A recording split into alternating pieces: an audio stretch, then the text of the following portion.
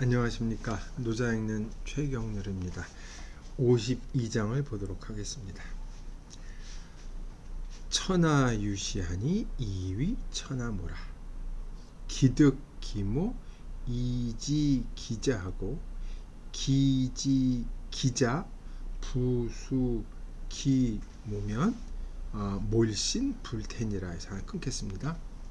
새끼 이거 뭐 여로도 있고 태로도 있죠. 새끼 태 폐기문 종신 불근이라. 개기태 제기사 종신 불군이라. 이게 두 번째 자리하게 되겠습니다. 견소할 명의워 수유할 강이라. 용기광 부기기명이면 무유 신앙이라. 시위 습상이라. 세 번째 구절이 되겠죠. 해석을 한번 대충 해보겠습니다. 천하에는 시원이 있으니, 최초가 있으니 이것을 천하의 어미라고 한다. 시와모. 천하의 어미를 알고 난 다음에는 그 자식을 안다. 또 그 자식을 알고 나서는 다시 그 어미를 지킨다. 그러면 죽을 때까지 위태롭지 않을 것이다. 새끼태 폐기문, 구멍을 막고 문을 닫으면 종신도 죽을 때까지 피곤하지 않을 것이다. 부지런할 글자인데 피곤하다는 뜻이에요. 괴롭지 않을 것이다. 구멍을 열고 일을 이루려고 하면 종신토록 완성을 완성하지 못할 것이다. 이런 뜻입니다. 이루지 못할 것이다. 작은 걸 보는 것을, 여긴 작은 건 그냥 크기가 작은 게 아니라 보이지 않는 거야. 미묘한 겁니다.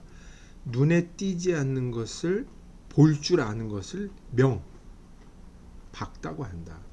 부드러움을 지키는 것을 강이라고 한다. 그 빛나는 것을 써서 다시 밝음으로 돌아가면 자기 몸에 재앙을 남기는 일이 없어. 재앙을 끼치지 않을 것이다. 이것을 일러 상도, 항상된 도를 따라간다고 한다. 제가 해석을 했습니다만 말은 멋있는데 의미는 잘 안 들어오죠. 들어오는 게 이상하죠.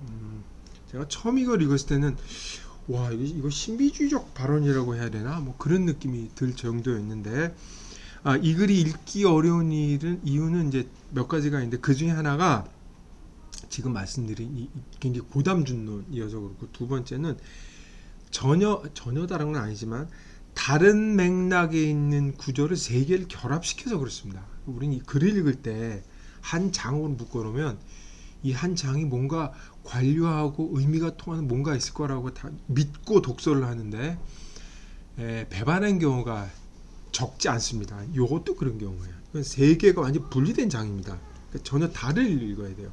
특히 이 중간 부분은 이 새끼태 폐기문에서 종신불구 같은 경우는 이 주간번에도 있는 거니까 요거 상당히 오래된 문장이라고 볼 수가 있고, 앞에 것하고 뒤에 부분은 가운데 통역 빼고 앞에 부분 꼬리 부분은 전혀 다른 대꾸이기 때문에 이걸 읽으실 때는 논리적 맹관을 찾아서 연결시켜도 됩니다만 그렇게 보다는 따로 읽는 게 좀 낫지 않을까 생각을 합니다. 그렇게 봐야 될 것 같아요. 그래서 세 달라고 나와서 보도록 하겠습니다. 이게 백서갑본에 보면 사실 지난번에처럼 이렇게 표시가 이렇게 되어 있어요. 옛날 사람들이 나누란 표시를 해놓은 건지 여기서 끝나고 여기서 이렇게 나누라고 되어 있어서 아마 이것도 장 부분 표시 이렇게 해놓은 게 아닌가 추측을 하는 걸 보면 이걸 아마 나눠서 봐야 되는 듯 싶습니다. 첫 번째 단락, 천하유시 이위 천하모. 태초에 시원이 있다. 태초의 시원을 어미라고 불렀죠. 어미가 탄생이니까 말이 될 겁니다. 이게 여성에 대한 비유, 생명에 대한 비유, 물에 대한 비유, 어린아이, 부드러움, 이게 여성하고 다 관계가 있는 메타포들이죠. 그래서 시원을 탄생과 관련시켜서 뭐라고 얘기하는 거는 뭐 우리가 받아들일 수가 있는데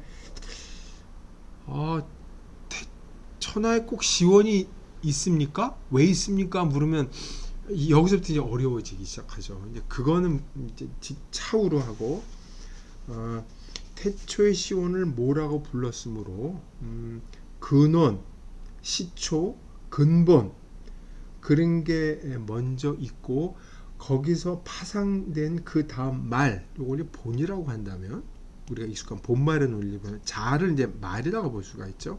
그렇죠? 본말. 이건 이제 원리라고 볼 수 있고, 그렇죠? 원리라고 볼 수 있고, 요건 이제 현상 지금 나타나는 이제 현상이라고 볼 수도 있겠습니다. 이거는 현상이죠. 현상. 아니면 이제 본체, 그것의 운용, 뭐 여러 가지 얘기할 수가 있겠습니다.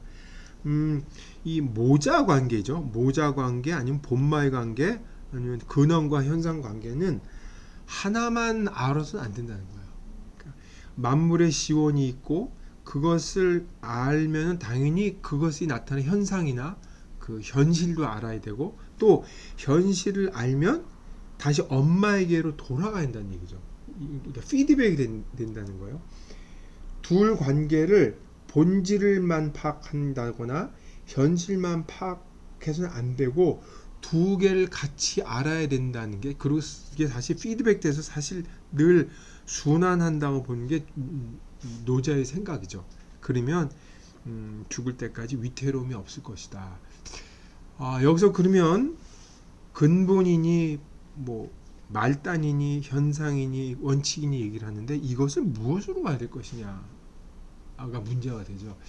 어떤 사람은 이것을 뭐 철학적 원리로 이해를 하는 사람도 있고 어떤 사람은 공부하는 방식으로 이해를 하기도 하고 어떤 사람은 세계를 파악하는 방식으로 읽기도 합니다. 그만큼 말이 추상적이기 때문에 어려운 거예요.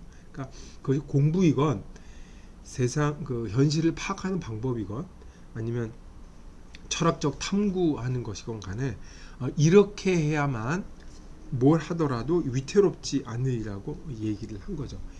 피드백하고 순환한다는 생각 상당히 재밌는 발상이라고 볼 수가 있게 중요한 발상이죠. 두 번째는 태와 문을 막어라.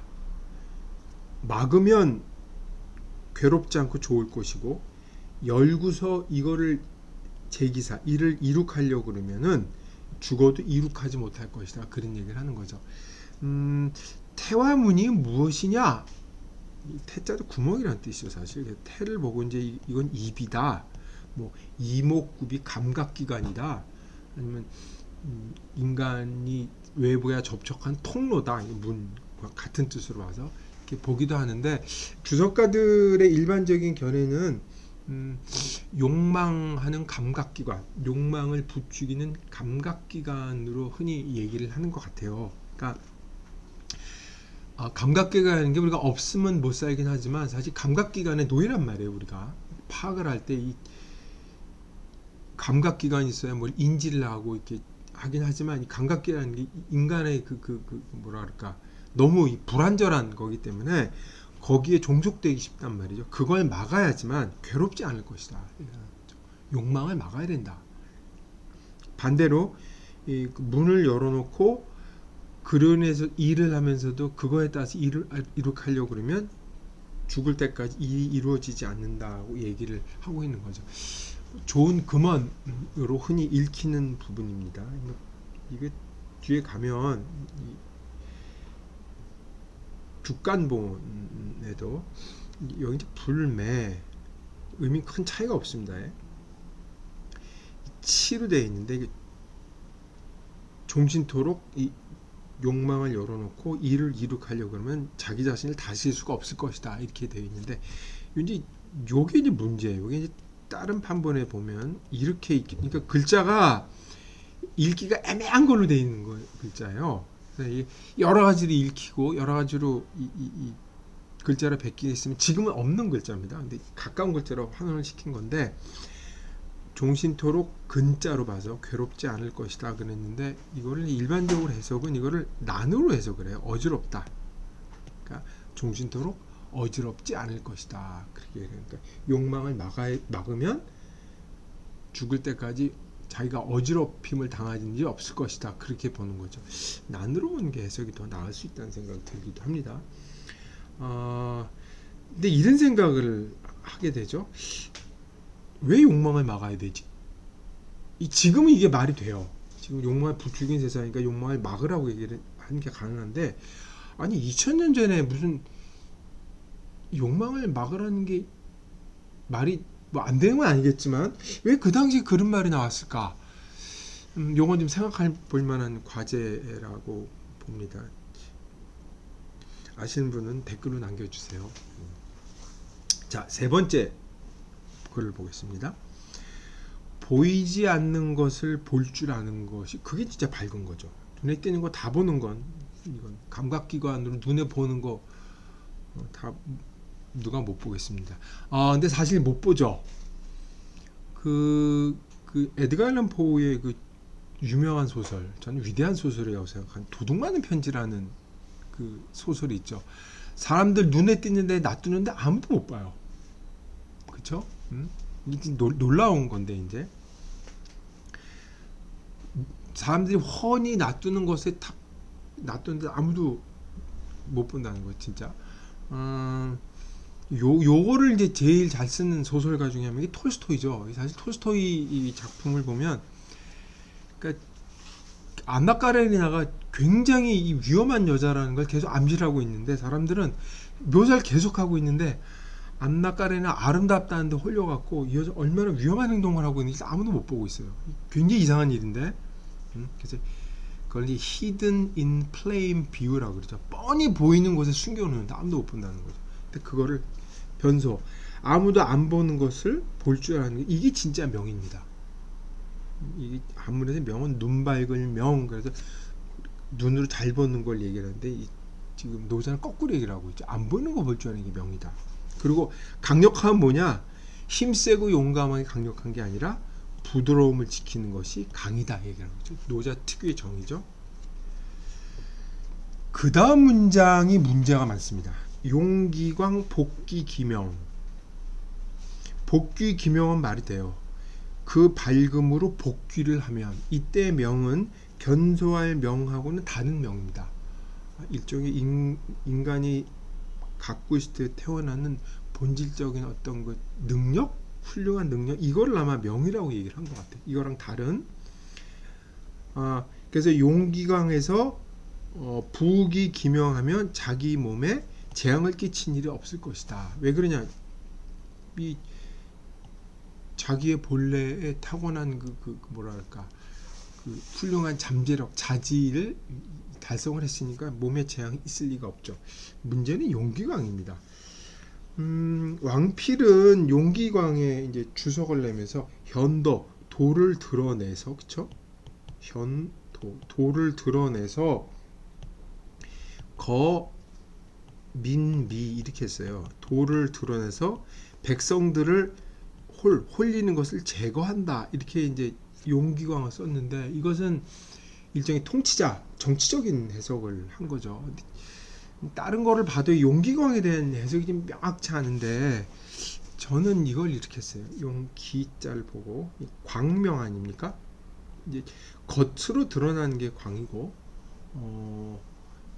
이것을 경유해서 이걸 통해서 본래의 잠재력과 총명함으로 돌아간다로 해석을 한다면 이 기광은 명강으로 저는 일단 받는 말로 해석을 했습니다. 그러니까 견소할 명하고 수유할 강이라 해서 명강을 갖추는 것을 광이라고 본 거죠.